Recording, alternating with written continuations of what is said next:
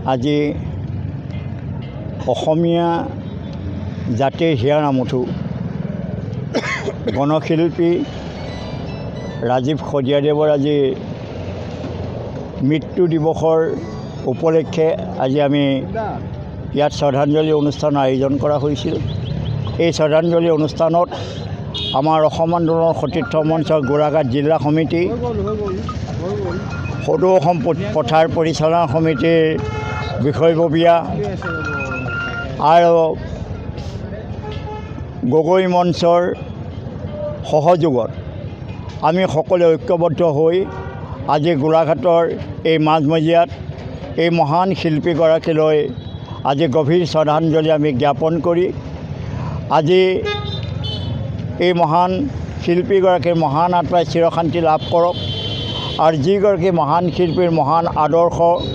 আৰু তেখেতে জীৱনত যিখিনি তেখেতে ভাবি গৈছিল, তেখেতৰ এই মহান লক্ষ্য আৰু তেখেতৰ যি উদ্দেশ্য, এই উদ্দেশ্যখিনি ৰাইজৰ মাজত প্ৰতিফলিত হ'বৰ কাৰণে আমি সংগ্ৰামী সত্তাই, সংগ্ৰামী জনসাধাৰণে আজি আমি ঐক্যবদ্ধ হৈ তেখেতৰ মহান লক্ষ্যক আমি আগুৱাই নিয়াৰ ক্ষেত্ৰত আমি সংকল্পবদ্ধ হ'ব লাগিব। ৰাজীৱ শদিয়াৰ আত্মাই চিৰশান্তি লাভ কৰক, তাৰ কাৰণে আমি অসম আন্দোলনৰ সতীৰ্থ মঞ্চ গোলাঘাট জিলা সমিতিৰ হৈ গভীৰ শ্ৰদ্ধাঞ্জলি জ্ঞাপন কৰিছোঁ। সদৌ অসম পথাৰ পৰিচালনা সমিতিৰ হৈ আমি তেখেতলৈ গভীৰ শ্ৰদ্ধা নিবেদন কৰিছোঁ আৰু গগৈ মঞ্চৰ জৰিয়তেও আজি আমি এইগৰাকী মহান বিপ্লৱী গণশিল্পীলৈ আজিৰ এই দিনটোত তেখেতৰ আত্মাৰ সদ্গতিৰ ওচৰত আমি ভগৱানৰ ওচৰত প্ৰাৰ্থনা কৰিছোঁ। তেখেতৰ মনৰ আশা, তেখেতে যিখিনি লক্ষ্য, যিখিনি আদৰ্শ, এই আদৰ্শখিনি আগুৱাই নিবৰ কাৰণে আমি অসমৰ সংগ্ৰামী জনসাধাৰণক ঐক্যবদ্ধ হ'বৰ কাৰণে আমি আহ্বান জনাই ইয়াকে কৈ আজি সামৰণি মাৰিছোঁ। ধন্যবাদ। অসম আন্দোলনৰ সতীৰ্থ মঞ্চৰ সভাপতি হিচাপে আপুনি চৰকাৰলৈ বা মুখ্যমন্ত্ৰীলৈ কিবা এই বিষয়ত আহ্বান জনাব নেকি? আমি অসম আন্দোলনৰ সতীৰ্থ মঞ্চৰ তৰফৰ পৰাই নহয়, আজি আমি ইয়াত সমবেত হোৱা গগৈ মঞ্চৰ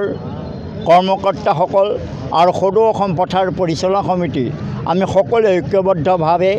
আমি অসম চৰকাৰৰ মাননীয় মুখ্যমন্ত্ৰী ডাঙৰীয়াক আমি অনুৰোধ জনাইছোঁ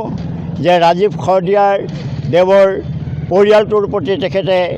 লক্ষ্য ৰাখি তেখেতৰ পৰিয়ালটোৰ ভৱিষ্যত সংস্থাপনৰ কাৰণে তেখেতে ব্যৱস্থা গ্ৰহণ কৰক আৰু তাৰ লগতে এই মহান গণশিল্পীগৰাকীয়ে অসমীয়া জাতিক ঐক্যবদ্ধ কৰিবৰ কাৰণে, অসমীয়া জাতিটোক আগুৱাই নিবৰ কাৰণে তেখেতৰ যি মহান লক্ষ্যৰ আদৰ্শৰে তেখেতে গীতৰ জৰিয়তে সমগ্ৰ অসমবাসী ৰাইজক তেখেতে জাগৃত কৰি ৰাখিছিল। এইগৰাকী মহান শিল্পীৰ মহান আদৰ্শখিনি অসমৰ জনসাধাৰণৰ